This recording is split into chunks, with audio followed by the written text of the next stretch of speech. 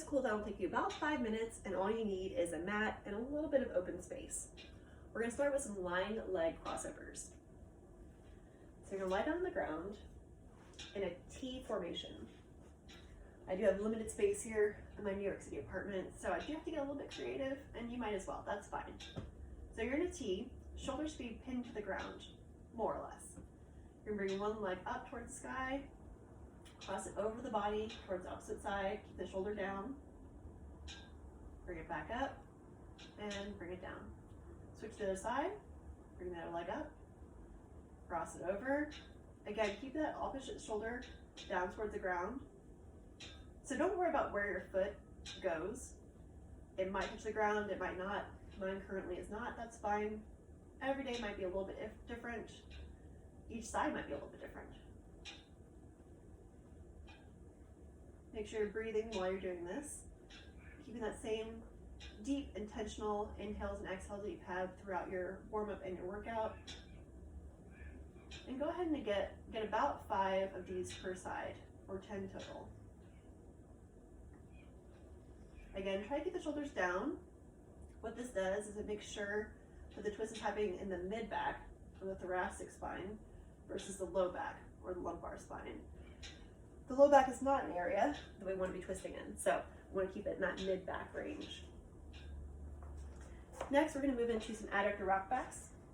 So you're going to get onto the ground with your shins about shoulder width apart or so, and they should be parallel to each other.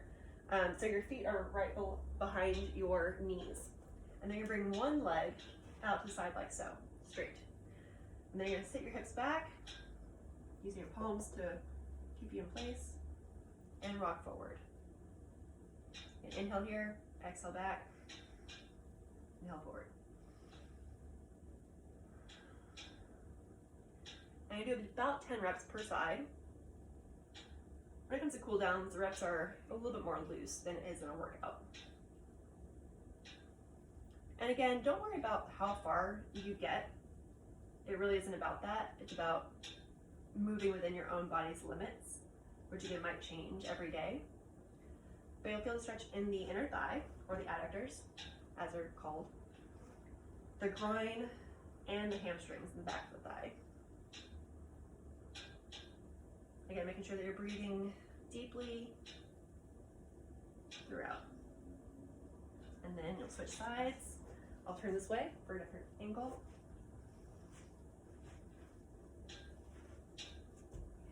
And again, each side might be a little bit different. That's fine. Try to keep your spine more or less flat here. Making sure you're breathing. Inhale, exhale. Deep, intentional breathing.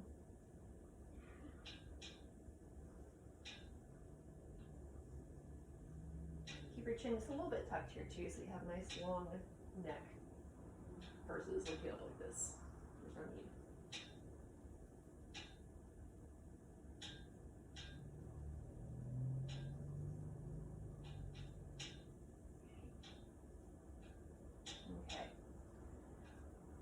We're gonna go back into the upper body now with some puppy dog, with a puppy dog pose.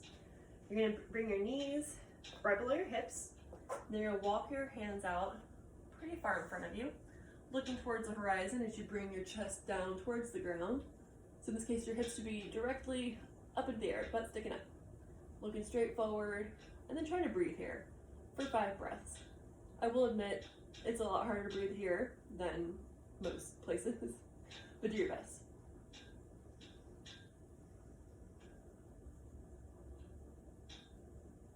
Getting into that mid back again, upper back a little bit.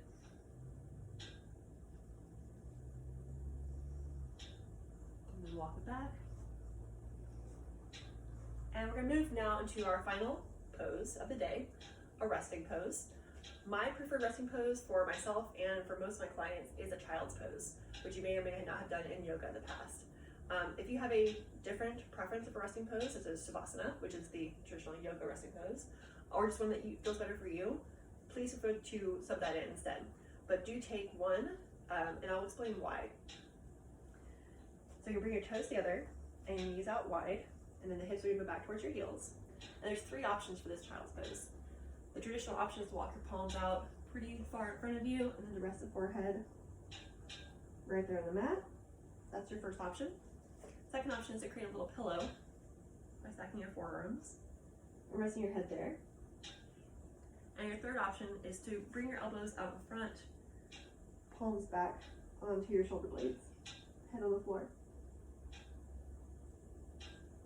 So choose the one that you'd like, and you're gonna stay there for 1 minute.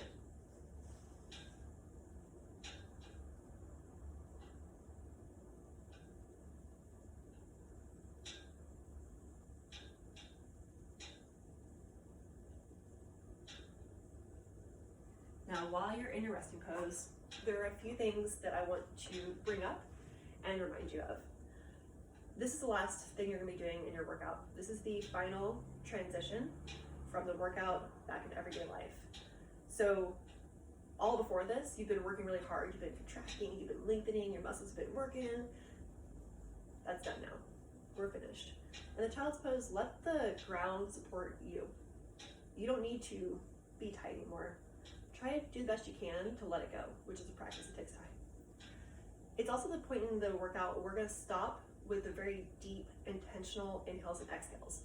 These are really important, but we wanna move now into a more natural breathing pattern. So stop forcing it. There's no more forcing happening in the resting pose. I also like child's pose specifically because it turns you inward. You no longer have all this external stimuli that we have in our workout, sure, but also day-to-day life, which can be very stressful. We don't always realize the stress that kind of stimuli can bring.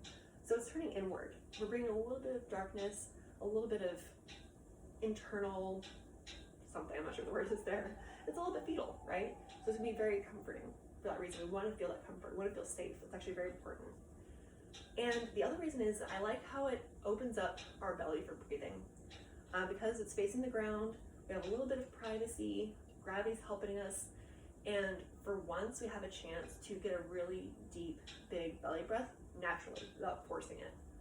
A lot of us, without realizing it, contract our abs or suck in our gut, as they say, because we're concerned about the way it looks aesthetically, which is unfortunate because it usually leads to poor breathing patterns, which can exacerbate stress, and most of us deal with a lot of stress these days. So this is like one time, at least one time, we have to just let all that go and just get a big, nice breath in without forcing it. So that's why I like child's pose. Again, use this minute, which has been more than a minute now, to segue from the workout to your everyday life, to go from the sympathetic state, which is where we're in fight or flight mode. That stress is natural to a workout, but we want to end that and transition to a parasympathetic state, which is the rest and digest mode. And that's how we're going to recover from our workouts. That's where we get the benefit of the workout. So don't skip your cool down. It is very important.